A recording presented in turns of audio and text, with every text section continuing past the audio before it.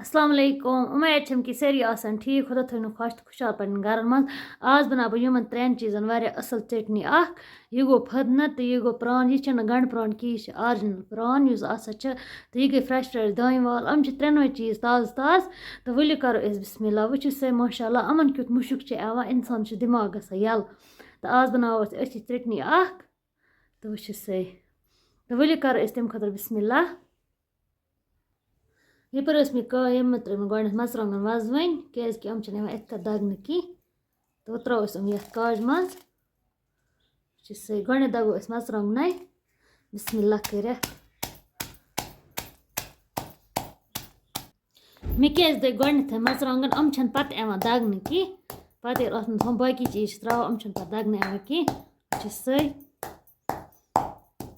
तह पन मर्जी तुम कूत मरचांगन खेवान तूत हेकू तुम त्रित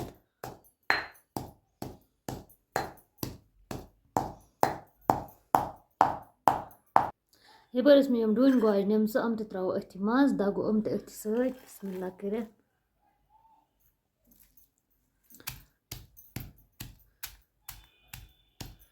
यह मजेदार बना तुम कर एक फिर जरूर ट्राई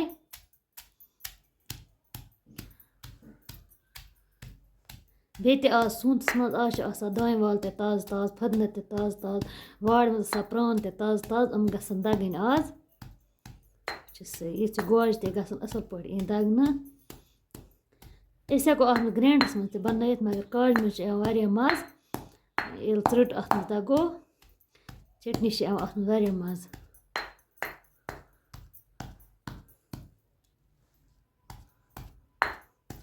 गसन असल पे गोज तो मरचांगन दगन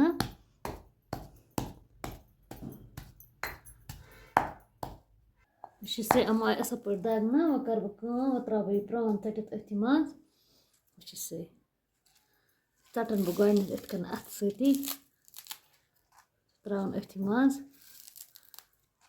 दगन ये अथी मज असल पे से प्रान अथ असल पे दगन तुम हेकू पान वुचित से वो करो त्रो फदना मे थी गोड छलित से तुम हेकू पान वुचित त्रो फदना अथी मज दगो बे असल पे त्रेनवे चीज दगन अथ असल पे गोजन सत मज गसान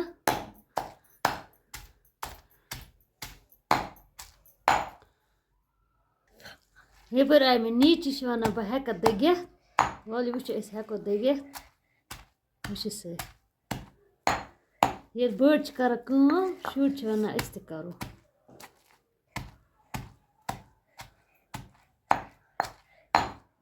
थावे थचक यह थच वारिया वो दग बह पान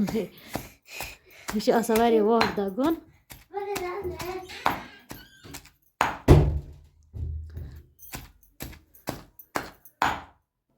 वो सही फदन युथी यी अत सत दगन तुम हेकू पान वो त्रो अत दानिवाल बिस्मिल्लाह कर दगो दानिवाल युथी असल पे दगन वो त्रो अत नून नून त्रो पे हिसाब सान तुम कोत खेवान मे त्रिस 1.5 चमच अड़ी अड़ी त्र मगर करुन बे असल पे मिक्स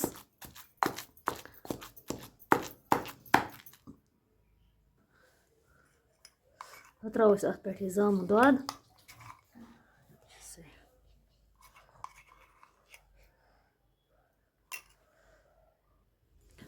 करुन असल पे मिक्स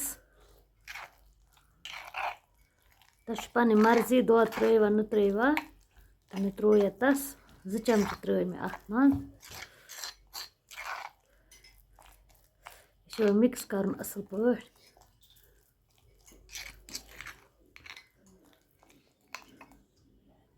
वो से फाइनली गई सान चटनी तैयार तो अथी सत अगर तुम सोन वीडियो पसंद तेल लाइक शेयर सब्सक्राइब कर बे अगर फेसबुक पे वो तक कर फॉलो बिहु खुदा सवाल अस्सलाम वालेकुम।